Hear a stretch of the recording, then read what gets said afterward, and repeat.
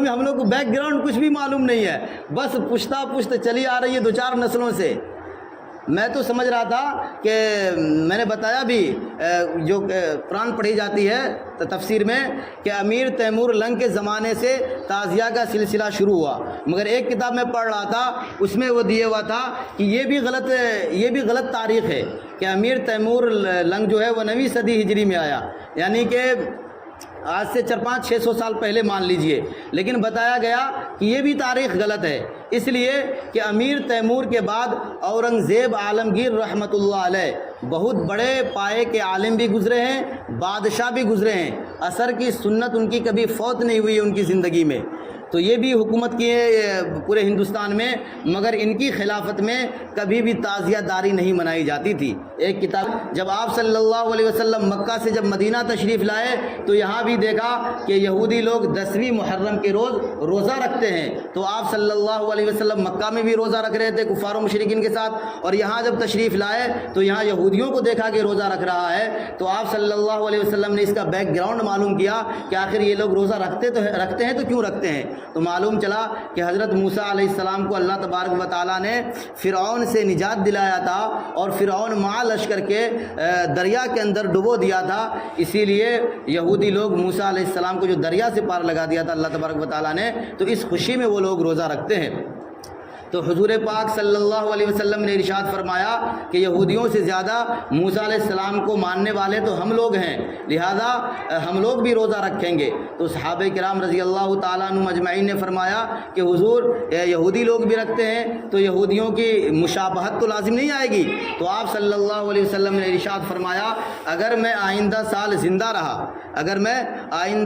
ज़िंदा रहा तो मैं नबी का भी रोज़ा रखूँगा, नवी और 10वीं तारीख को। वो लोग 10वीं तारीख को रोज़ा रखते थे, लेकिन मुहर्रम, सफ़र, रबीउल अव्वल 2 महीने के बाद आप सल्लल्लाहु अलैहि वसल्लम रबीउल अव्वल के महीने में इस दारे फ़ानी से कूच फरमा जाते हैं, वो साल नहीं आ पाता। लेकिन ये तारीख़ी जुमला इरशाद फरमाते हैं इस वजह से 10वीं और 9वीं 2 तारीख को रोज़ा रखना ये मुस्तहब है, सुन्नत है।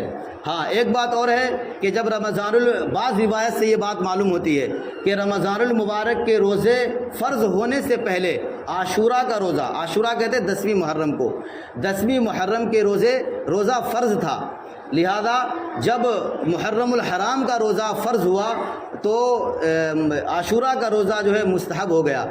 लिहाजा जिसका जी चाहे रखे, जिसका जी चाहे ना रखे, लेकिन रखेगा तो सवाब मिलेगा। तो 9वीं या और 10वीं 2 रोज़े रखे या 10वीं और 11वीं 2 रोज़े रखे। तो लिहाजा इस महीने को अदब व एहतराम के साथ गुजारे। हदीस पाक एक दूसरी हदीस में है सियामु यौमी आशूरा कि आशूरा का रोज़ा जो कोई रखता है अन युकफ़िर सनत अल्लती क़ब्ला, कि अल्लाह तबारक व ताला उसके सगीरा गुनाहों को माफ़ फरमा देते हैं जो 1 साल उसने पहले किया है।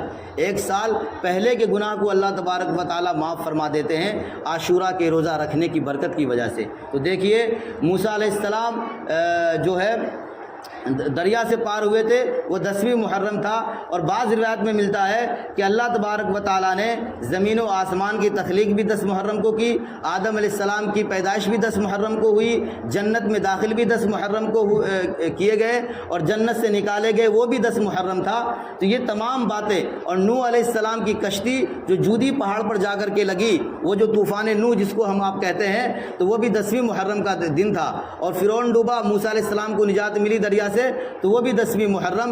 तो ये तमाम तारीख़ पहले ही से आप सल्लल्लाहु अलैहि वसल्लम के आमद से पहले ही से 10वीं मुहर्रम की फ़जीलतें आ रही हैं। उसके बाद आप सल्लल्लाहु अलैहि वसल्लम ने भी इसकी फ़जीलत को बरकरार रखा, लिहाजा 10वीं मुहर्रम की फ़जीलत पहले ही से है। हज़रत इमाम हुसैन रज़ी अल्लाह ताला अन्हु को जो शहादत मिली है वो उसकी वजह से 10वीं मुहर्रम को फ़जीलत नहीं है, बल्कि 10वीं मुहर्रम की फ़जीलत जो है वो पहले ही से है। इमाम हुसैन रज़ी अल्लाह ताला अन्हु को उस दिन की फ़जीलत हासिल हुई है, हज़रत हुसैन रज़ी अल्लाह ताला अन्हु को उस दिन की फ़जीलत हासिल हुई है। उस दिन को हज़रत हुसैन रज़ी अल्लाह ताला अन्हु की वजह से हासिल नहीं हुई है, क्योंकि हज़रत हुसैन रज़ी अल्लाह ताला अन्हु जो शहीद हुए हैं वो 61 हिजरी में शहीद हुए हैं। आप सल्लल्लाहु अलैहि वसल्लम के जाने के 61 साल के बाद आप शहीद हुए हैं। तो लिहाजा इस्लाम की तकमील और इस्लाम जो है मुकम्मल हो चुका था वह आप सल्लल्लाहु अलैहि वसल्लम के ज़माने में। लिहाजा محرم الحرام کی فضیلت قرآن سے بھی میں نے ثابت کیا، احادیث سے بھی ثابت کیا۔ لہذا یہ شیعوں کا طریقہ ہے، روافظ وغیرہ اس کو اتنا بڑھا چڑھا کر کے پیش کیا کہ عام لوگوں کے ذہن میں یہ بات ہے کہ ماہ محرم جو ہم لوگ مناتے ہیں وہ حضرت حسین رضی اللہ تعالیٰ عنہ کی وجہ سے مناتے ہیں۔ یہ سراسر غلط ہے، یہ سراسر غلط ہے۔ بلکہ جس طریقے سے ہم آپ کسی دن مرتے ہیں تو ہماری وجہ سے وہ دن فضیلت نہیں پاتی۔ جیسے رمضان کا مہینہ ہے، رمضان کے مہینے میں اگر کوئی مر جائے تو رمضان کی فضیلت نہیں بڑھے گی، بلکہ رمضان کی فضیلت، رمضان کی جو فضیلت ہے اس فضیلت کی برکت اس شخص کو حاصل ہوگا۔ اسی طرح 10ویں محرم کی جو فضیلت ہے یہ حضرت امام حسین رضی اللہ تعالیٰ عنہ کو حاصل ہوا ہے، نہ کہ حضرت حسین رضی اللہ تعالیٰ عنہ کی وجہ سے 10 محرم کو فضیلت حاصل ہوئی ہے۔ میں سمجھانے کی کوشش کر رہا ہوں، شاید آپ لوگ سمجھ گئے ہوں گے۔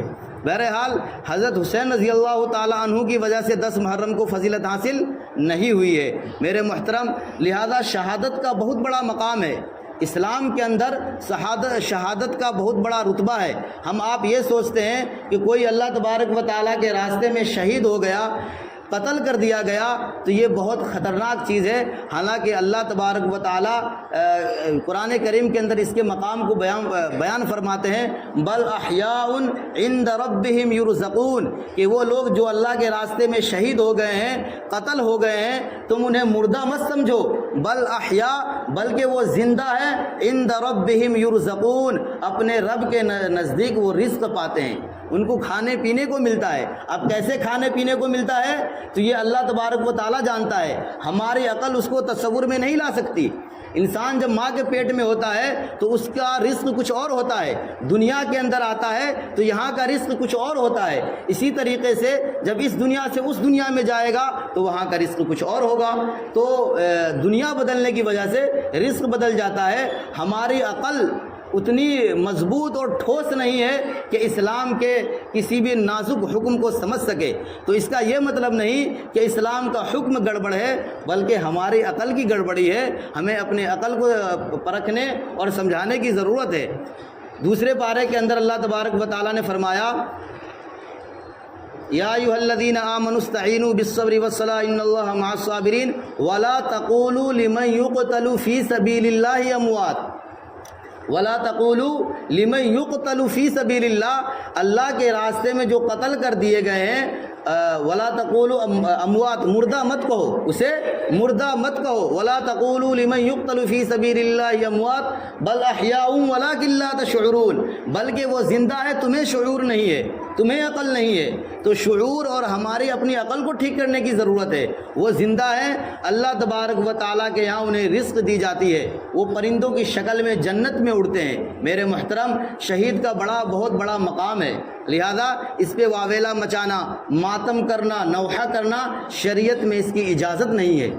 بلکہ شہید ہی کے موقع پر نہیں، بلکہ عام حالات میں بھی اگر کوئی مر جاتا ہے تو نوحہ کرنا، ماتم کرنا اور اپنا کلیجہ پیٹنا اور چہرے پہ تھپڑ مارنا، بال نوچنا، یہ اسلام کے اندر ناجائز اور حرام ہے۔ اگر کوئی ہمارا عزیز مر جاتا ہے تو اسلام کے اندر 3 دن اس کا سوگ منانے کی اجازت ہے، لیکن سینہ کوبی کرنا، چہرے پہ تھپڑ مارنا، بال نوچنا، یہ کہیں سے بھی جائز نہیں ہے۔ ہاں، اگر کسی کا شوہر انتقال کر گیا ہے تو قرآن کریم کے اندر ہے والذین یتوفون منکم ویذرون ازواجا، کہ وہ آدمی جو اپنی بیویوں کو چھوڑ کر کے چلا گیا دنیا سے، تو ان کی بیوی کے اوپر جو عدت ہوگی وہ 4 مہینہ 10 دن ہوگی۔ اس دوران وہ عورت نہ خوشبو کا استعمال کر سکتی ہے، نہ اچھے کپڑے پہن سکتی ہے، اور نہ بناؤ سنگار کر سکتی ہے۔ یہ عورت کے لیے خاص ہے، لیکن مرد کے لیے نہیں۔ مرد حضرات اگر سوگ منانا چاہیں تو وہ صرف 3 دن ہے، 3 دن کے علاوہ چوتھے دن کی اجازت نہیں ہوتی۔ یہی وجہ ہے کہ ازواج مطہرات میں سے غالباً ام حبیبہ رضی اللہ تعالی عنہا کے قریبی رشتہ دار میں سے کوئی انتقال کر گیا تو 3 دن تک انہوں نے سوگ منایا، اور چوتھے دن جو ہے انہوں نے خوشبو لگائی اور یہ بات لوگوں کو بتائی، بلکہ خوشبو منگایا اور خوشبو منگا کر کے وہ استعمال کی اور بتایا کہ اسلام میں صرف 3 دن سوگ منانے کی اجازت ہے، چوتھے دن کی اجازت نہیں ہے، اس لیے میں نے یہ خوشبو استعمال کیا تاکہ لوگوں کو معلوم ہو جائے کہ اب یہ سوگ نہیں منا رہی ہے۔ لہذا اسلام کے اندر سوگ منانے کی اجازت ہے تو وہ صرف اور صرف 3 دن۔ لہذا جلسے کے موقع پر بات کر لیجئے، محرم سے ایک دن پہلے جلسہ کیا جائے گا اپنے مسجد میں۔ ٹھیک ہے انشاءاللہ۔ لہذا کوئی بھی دن کوئی شہید ہو جائے، کوئی قتل ہو جائے، کوئی مر جائے، اگر ہم سوگ منانا شروع کر دیں تو تاریخ کی کتابوں کا مطالعہ کیجئے تو آپ کو کوئی بھی تاریخ 1 تاریخ سے لے کر کے 30 تاریخ تک اور سنیچر سے لے کر کے جمعہ تک کوئی بھی ایسا دن نظر نہیں آئے گا اور کوئی بھی ایسا تاریخ اور مہینہ اور سال نظر نہیں آئے گا جس میں کسی انبیاء کا یا کسی صحابہ کا، تابعین کا، تبع تابعین کا انتقال نہ ہوئے ہو یا شہید نہ ہوئے ہو، کوئی دن خالی نہیں جائے گا۔ تو اگر سوگ منانے پہ آ جائے تو 7 دن سوگ منانا پڑے گا، جیسے 10ویں محرم کو مناتے ہیں۔ معلوم ہے ہم لوگ کو بیک گراؤنڈ کچھ بھی معلوم نہیں ہے، بس پشتہ پشت چلی آ رہی ہے 2-4 نسلوں سے۔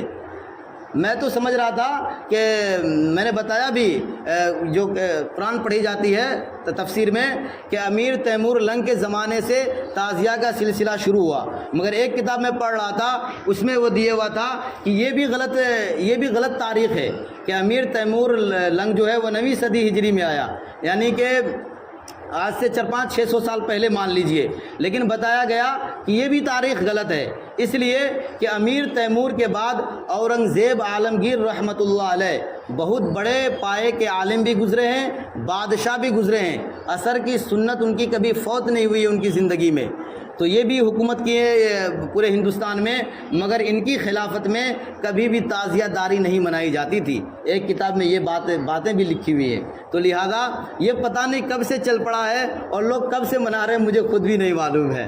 لہذا یہ جو ہے غیروں کا طریقہ ہے، شیعوں کا طریقہ ہے، اسلام کے اندر کبھی کسی نے نہیں منایا ہے نا۔ امام حسین رضی اللہ تعالیٰ عنہ کے بعد جو ہے تابعین کا، تبع تابعین کا ایک لمبا سلسلہ گزرا ہے، امام ابو حنیفہ کا، امام شافعی، امام مالک، امام بن احمد بن حنبل، وہاں سے لے کر کے ہندوستان کے اندر سب سے پہلے جو علم حدیث لائے ہیں، حدیث کی پڑھائی جو یہ سب سے پہلے ہندوستان کے اندر کیا ہے وہ شاہ ولی اللہ محدث دہلوی رحمۃ اللہ علیہ، بہت پائے کے عالم گزرے ہیں، عربی اور فارسی میں بہت ساری ان کی کتابیں ہیں ہے نا۔ ان کے زمانے تک جو ہے کسی نے بھی نہیں سوگ منایا حضرت حسین رضی اللہ تعالیٰ عنہ کی شہادت پر، یہ شیعہ لوگوں کی طریقہ ہے۔ لہذا ہم کو غیروں کے طریقے سے بچنا ہے، نبی کریم صلی اللہ علیہ وسلم کے طریقے میں 100% کامیابی ہے۔